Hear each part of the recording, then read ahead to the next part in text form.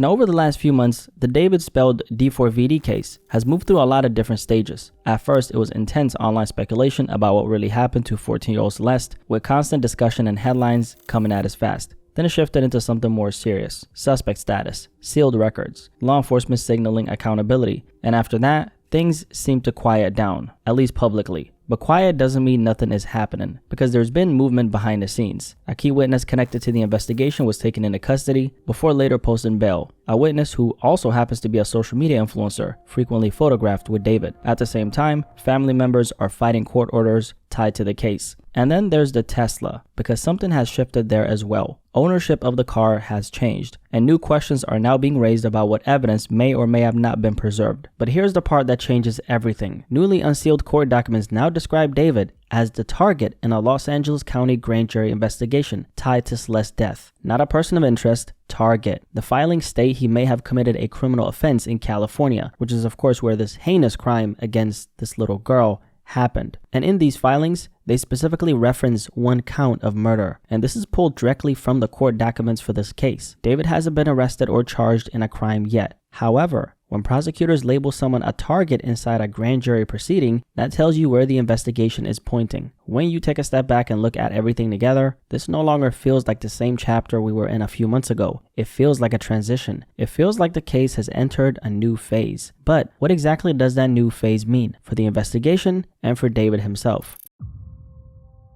Now, it's almost been 3 months since we last talked about this story. Crazy how fast time flies. At the time, the case felt like it had reached a peak. Suspect status, autopsy records sealed, law enforcement publicly signaling accountability. There were a lot of things we covered. But since then, even though things seemed quiet on the surface, there have been subtle shifts happening behind the scenes. Before we dive deeper into what this new phase means, let's go back to where we left off, because that context, of course, matters. In the last video we made, we discussed how investigators had labeled him a suspect. That information came from a source with direct knowledge of the investigation, and from that same report, we also learned that David was not cooperating with law enforcement at that point in time. We also talked about law enforcement sources indicating that investigators believe more than one person may have been involved in what was done to Celeste, and that was a major shift in the tone of the case. At that point, it didn't feel like this was about just one person anymore. It feels like investigators were widening the net, trying to understand whether responsibility extended beyond a single individual. And the question, of course, naturally became, who else was there? Who crossed paths with Celeste before this? Who might have known something connected to that as well? We learned that the timeline itself may have been a very different one from what people originally assumed. A law enforcement source stated that Celeste may have been deceased for months, dating back to the spring of 2025, even though her remains weren't discovered until September 2025. So that gap raised a lot of questions because we still don't have clear answers about what happened during that period of time. And honestly, that part of the case was one of the most difficult pieces to process. I mean, we're talking about a gap of months. That's not a small window. That's an entire stretch of time where something happened and we still don't fully understand what. We also talked about these sealed autopsy records. As some of you might remember, the LAPD went to a judge and successfully obtained a court order to seal everything connected to Celeste's autopsy. That included the cause of death, the manner of death, the autopsy findings, physical evidence, essentially the entire file. Now, according to the detective behind that request, the reason was to protect the integrity of the investigation, especially given how high profile the case had become. He also stated that releasing those details could expose witnesses or informants who were cooperating with law enforcement in the case. And most importantly, investigators formally described this as a murder investigation. Now, given the circumstances, we already knew that, right? But this was the first time it was officially put on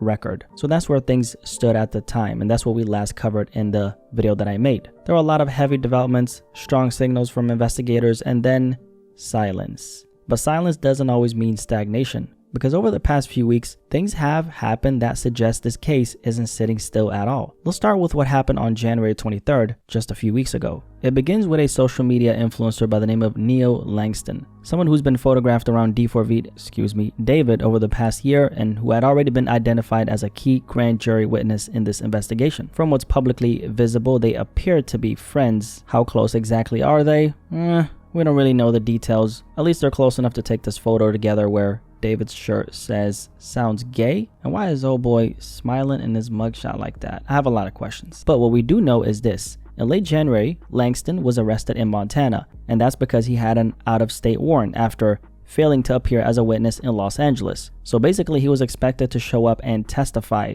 in this case, and he didn't for whatever reason. County jail records show he was taken into custody on January 22nd. Shortly after, the Los Angeles Times confirmed that a judge had issued the warrant after he repeatedly declined to testify before the grand jury. Neo was eventually transported back to Los Angeles and released on a $60,000 bond. Now, grand jury proceedings are confidential, so we don't really know what was ultimately discussed or whether he testified once he returned, but here's the key part that stands out to me at least. Grand juries don't usually issue out-of-state warrants unless testimony is considered important. Basically, they don't go through the process of tracking someone down across state lines unless they believe that person has information they need. Now, that doesn't automatically mean involvement. It could mean timeline, context, communication, movement, something he saw, something he heard, perhaps. I mean, they were friends after all, or possibly more than friends, according to some of his fans on Reddit. But the fact that the court wanted his appearance tells you his testimony mattered to some extent, and that's the piece I'm most curious about. Why? In early February, just a few weeks ago, TMZ published a clip showing Neil Langston walking into court in connection with the Celeste Rivas investigation.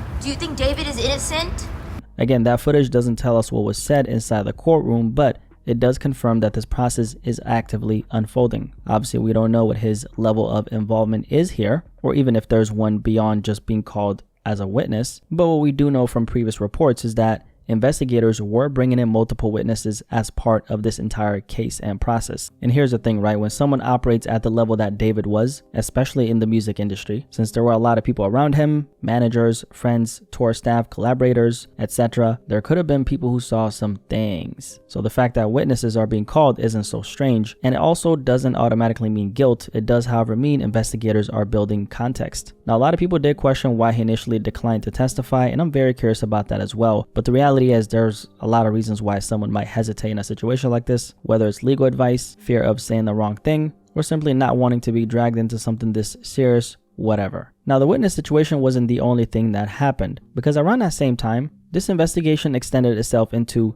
David's actual family. According to the Los Angeles Times, his father, mother, and brother, who all live in Texas, were served grand jury subpoenas tied to this investigation. So basically, California prosecutors want them to testify in this case. But instead of just going along with it, the family pushed back. They went to court in Texas and argued that forcing them to testify in California would violate their due process rights, meaning in simple terms, they were challenging whether the legal procedure was being handled correctly in their case. However, that challenge didn't change much because on February 9th, the court actually denied it. So as far as we know, they're still expected to show up and testify. And I'm not gonna lie, when I saw that his immediate family was being pulled into all this, it made me pause for a second because you don't usually see investigators bring in parents and siblings this early in the process. Now later on during, let's say, a trial, sure, you might see family testify about someone's character, who they are, their upbringing, things like that. But this isn't that. This is still the investigative phase. And when the immediate family is being brought in at this stage, it usually means investigators believe there's something relevant here, whether that's timeline clarification, communication records,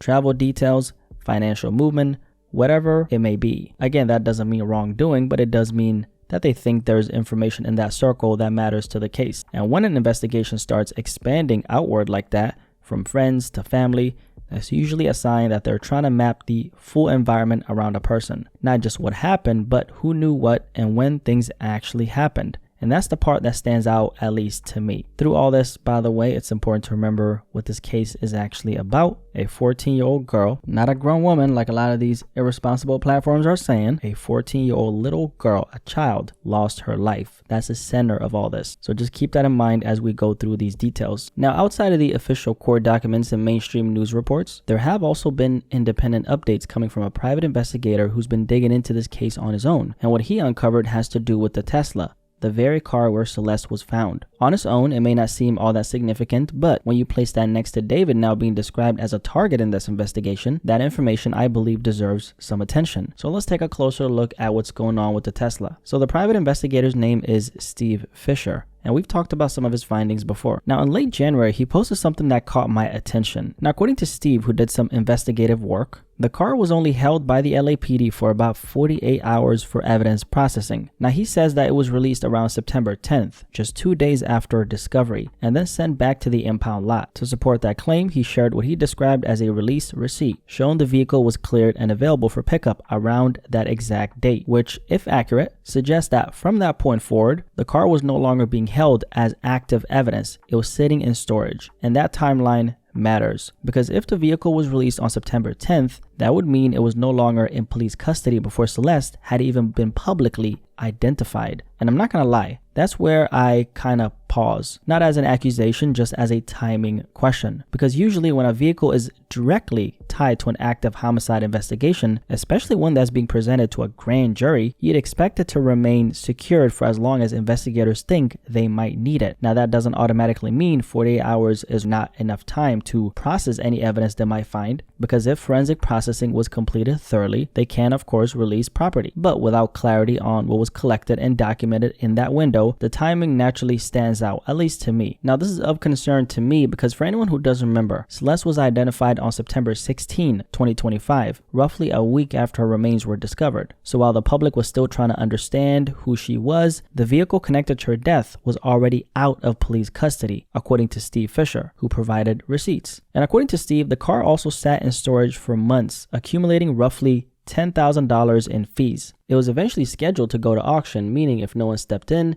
the vehicle would have been sold off. But then something interesting happened. In the final hours before that auction, somebody came and picked it up. Not weeks before, not even days before, hours. So it either had to be David himself, which would seem unlikely given everything going on, or someone legally authorized to act on his behalf. And once again, the timing, of course, matters. This was the car that Celeste was found in. This was a vehicle that had already been processed, released, sitting in storage, accumulating fees, and right before it goes public, somebody comes and picks it up. And then came a follow-up to this particular information. According to Steve, the vehicle wasn't just retrieved. Ownership was apparently transferred. Steve stated that someone presented paperwork and legally took possession and moved the car out of David's name. He claims to have verified that through DMV records. Now again, this information comes from a private investigator's public statements, not the LAPD. But if that sequence of information is all accurate, that's where a lot of questions come in. If a vehicle is central to a murder investigation, what's standard protocol? How long is evidence typically retained? Is there a minimum hold period in high-profile cases like this? Or does it simply depend on whether forensic processing is completed? And is 48 hours typical? Because a vehicle isn't just one piece of evidence, it's a contained environment. Because here's the thing, this right here isn't just a car. This was the last known physical space connected to a 14-year-old girl whose death is being investigated as a murder. So when you really think about that, fingerprints, DNA swabs, trace fibers, digital system data, especially in a Tesla, location history, can all of that realistically be processed, documented, and preserved only within 48 hours? I guess law enforcement would know more than me, right? Maybe if the authorities prioritized this case and moved very quickly, it's of course possible. But we've also seen other major cases, like the YNW Melly case, where the vehicle the rapper was in became a major forensic battleground and remained central evidence for an extended period of time. I'm not saying the cases are the same, of course not. I'm saying when a vehicle is central to a murder investigation, people naturally expect thorough preservation. And the LAPD hasn't publicly detailed what was collected, when it was collected, or why the timeline made sense. So what we're left with is this sequence: discovery,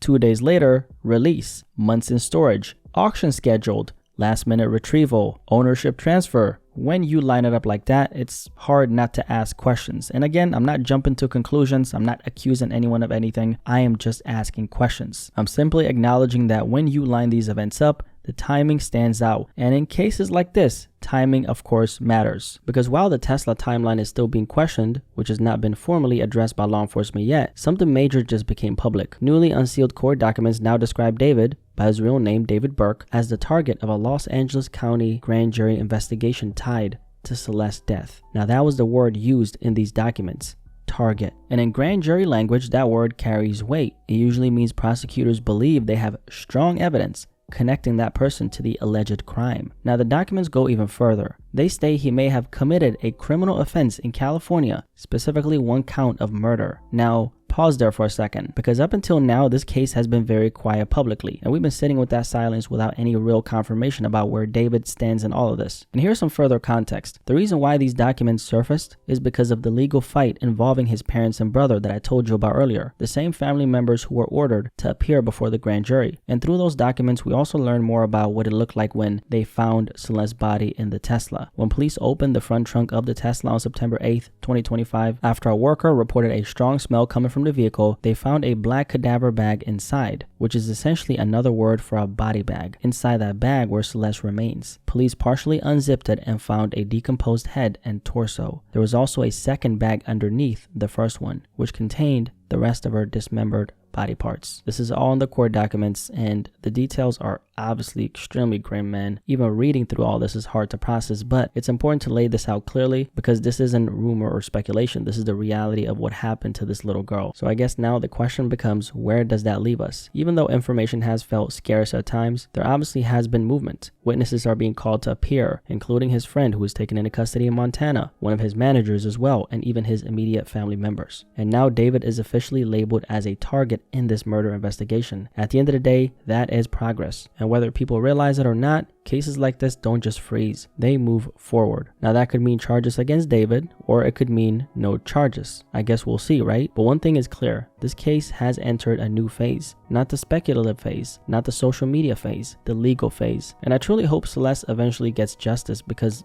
obviously no child deserves to lose their life like this. At the center of all this is still a 14-year-old girl who lost her life, man. That's what matters. Everything else, the headlines, the debates, the online theories, is secondary to that reality. I guess now we're just gonna have to wait for the legal system to do what it's designed to do, bring justice. And however that unfolds, it's clear that this story isn't over. If you made it this far, drop a like on this video and subscribe if you're new here. My name is Blacky Speakz. Nice to meet you. What do you guys think about these recent developments? I'm genuinely curious to hear what you guys have to say, and of course, keep it respectful in the comment section below. Please and thank you. As always, I'll keep you guys updated as things unfold. I'll catch you guys in the next video. Peace. I'm out.